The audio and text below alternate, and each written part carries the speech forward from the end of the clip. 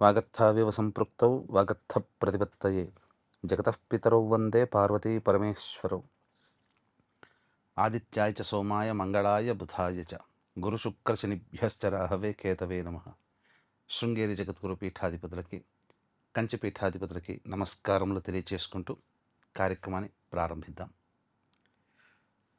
ధనుస్సు రాశిలో జన్మించినటువంటి వారికి మే 1వ తారీఖు నుంచి 15వ తారీఖు వరకు ఏ విధంగా ఉండబోతుందో తెలుసుకునే ప్రయత్నం చేద్దాం. మూలా నక్షత్రం 4 పాదాలు, పూర్వాషాఢ నక్షత్రం 4 పాదాలు, ఉత్తరాషాఢ నక్షత్రం 1వ పాదంలో జన్మించిన వాళ్ళు ధనుస్సు రాశికి చెందిన వారిగా చెప్పవచ్చు. ఇక గమనించుకున్నట్లయితే తృతీయ స్థానంలో రాహు, చతుర్థంలో శని కుజులు, పంచమంలో రవి బుధులు, షష్టమందు శుక్రుడు, సప్తమందు గురు సంచారము, అలాగే నవమందు కేతుగ్రహ సంచార ప్రభావం. గురుగ్రహము చాలా అనుకూలంగా ఉంది, అందులో సందేహం లేదు. అంటే దైవ బలము అనగా పెద్దల యొక్క సహాయ సహకారాలు మీకు సంపూర్ణముగా ఈ సంబంధించినటువంటి ధనుస్సు రాశి వారికి అందుతాయి. అయితే రాహువు చాలా యోగకరుడుగా ఉన్నాడు. ధైర్య సాహసంతో చేపట్టినటువంటి పని పెద్దల సహాయ సహకారాలతో ముగుస్తుంది. కానీ మిగతా గ్రహాల సంచారము అనుకూలముగా లేదు. మూలిగే నక్క మీద తాటిపండు పడ్డట్టుగా అర్ధాష్టమ శనిదోష ప్రభావంతో పాటుగా అర్ధాష్టమ కుజ ప్రభావం కూడా తోడై ఉండడం, ఇది చేసేటువంటి వృత్తి ఉద్యోగ వ్యాపారాలు ప్రయత్నాలలో గణనీయమైనటువంటి ఆటంకాల్ని కలగచేసే అవకాశాలున్నాయి. అందుకనే రాహు ప్రోత్సాహము, గురువు అనుకూలము ఉన్నప్పటికీ కూడా ఈ మిగతా గ్రహాల యొక్క సంచారం అనుకూలంగా లేని కారణం చేత చేపట్టినటువంటి పనులలో కొన్ని ఆటంకాలు వస్తాయి. ఇక్కడే తత్వం అర్థం చేసుకోవాలి.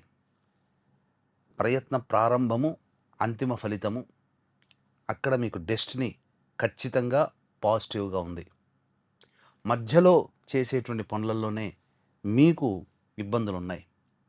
కాబట్టి మొక్కవోని ధైర్యంతో ఆ ఇబ్బందులను ఎదుర్కొని మనం బయటికి రాగలిగామా, ఫలితాన్ని సంపూర్ణంగా అనుభవిస్తాం.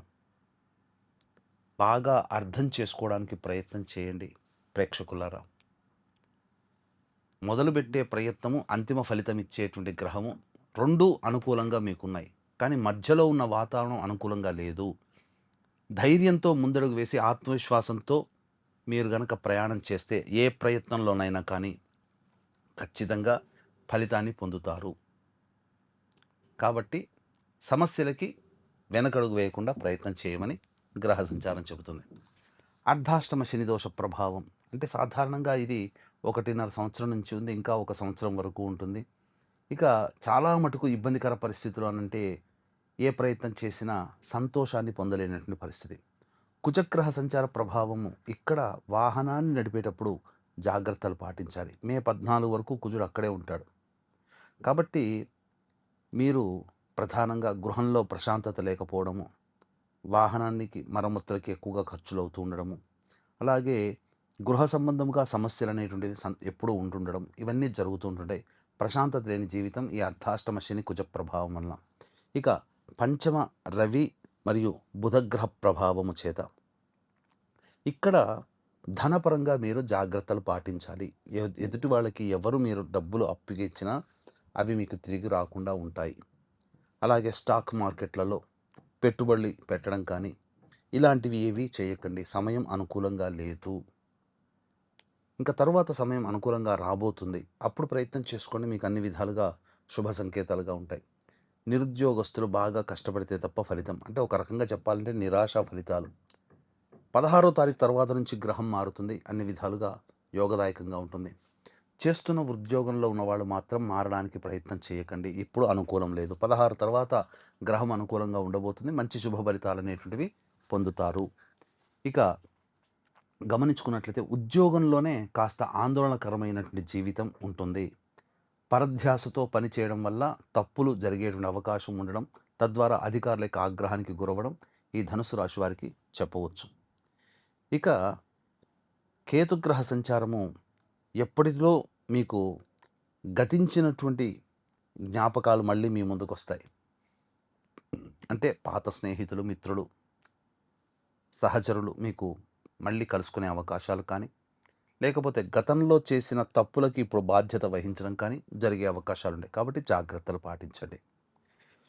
ఇక ఏతావాతా చూసుకున్నట్లయితే గురువు, రాహు తప్ప అన్ని గ్రహాలు మీకు కాస్త ఇబ్బందికరంగా ఉండేటువంటి అవకాశం.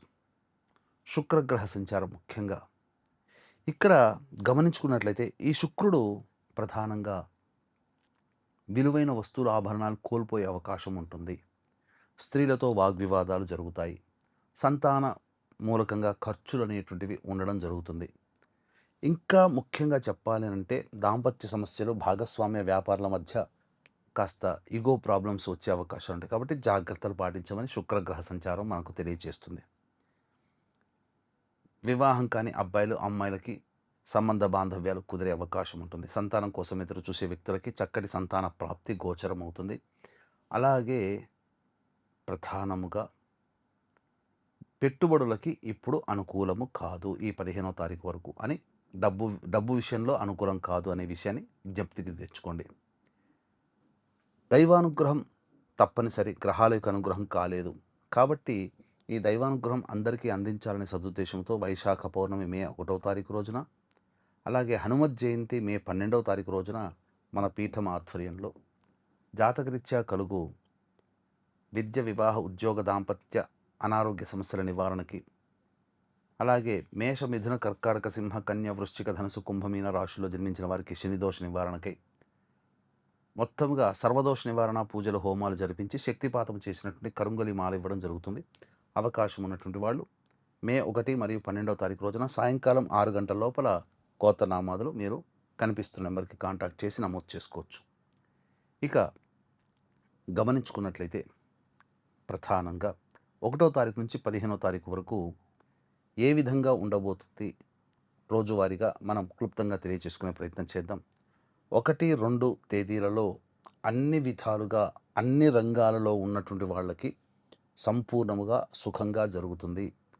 ధనపరమైన సమస్యలు తీరుతాయి. అన్ని విధాలుగా యోగదాయకంగా ఉంటుంది. ఖర్చుకు మించిన ఆదాయము, అలాగే ఖర్చులకి సరిపడా ఆదాయాలు కూడా ఉండడం అంతా సంతోషంగా ఉంటుంది.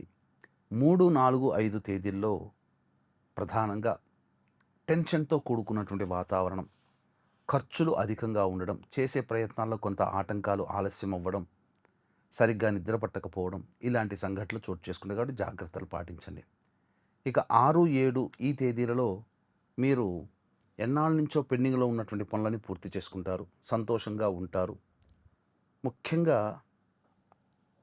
విందులు, వినోదాలు కుటుంబ సభ్యులతో పాల్గొంటారని చెప్పవచ్చు. ఇంకా 8, 9, 10 తేదీలలో కుటుంబపరముగా సమస్యలు వస్తాయి. కుటుంబ సభ్యుల మధ్యతో వాగ్వివాదాలు జరుగుతాయి. ఖర్చులు అధికంగా ఉంటాయి. ప్రశాంతత లోపిస్తుంది. 11, 12 తేదీలలో రాని బాకీలు వసూలవుతాయి. సోదర సోదరీమణులు, తెలిసిన వారి సహాయ సహకారాలు లభించడం సంతోషంగా ఉంటుంది. అన్ని విధాలుగా సంతోషంగా జీవితాన్ని గడుపుతారు. 13, 14 తేదీలలో ముఖ్యంగా వాహనాన్ని నడిపేటప్పుడు జాగ్రత్తలు పాటించాలి. గృహంలో సంతోషం ఉండదు. అలాగే తల్లిగారి ఆరోగ్యం పట్ల శ్రద్ధ వహించాలి. శరీరం కూడా సహకరించకపోవడం, ఏదో విధంగా ఆటంకాలు అనేటివి తరచూ కలుగుతుంటుంటాయి. ఉద్యోగంలో మనశ్శాంతి ఉండదు. అలాగే 15వ తారీఖు రోజున మీ ఆరోగ్యం పట్ల శ్రద్ధ వహించాలి. అలాగే తెలిసిన వారితో కలహాలు జరగడం, ఖర్చులు అధికంగా ఉండడం జరుగుతాయి. తర్వాత చెప్పొచ్చేది ఏంటంటే మీరు నమ్ముకున్న మీ ఇష్టదైవము, మీరు కొలిచే కులదైవము సదా మిమ్మల్ని రక్షించి సమస్యల నుంచి బయటపడేయాలని మనస్ఫూర్తిగా ఆకాంక్షిస్తూ దైవానుగ్రహం ఉండాలని మే 1వ తారీఖు రోజున, 12వ తారీఖు రోజున మన పీఠం ఆధ్వర్యంలో జరిగే సర్వదోష నివారణ పూజలో, హోమాల్లో జరుపుకోవడం, గోత్రనామాలు నమోదు చేసుకోవడం ద్వారా అన్ని విధాలుగా మంచి ఆనందంతో జీవించాలని కోరుకుంటూ సర్వం శ్రీ ఉమామహేశ్వర పరబ్రహ్మార్పణమస్తు.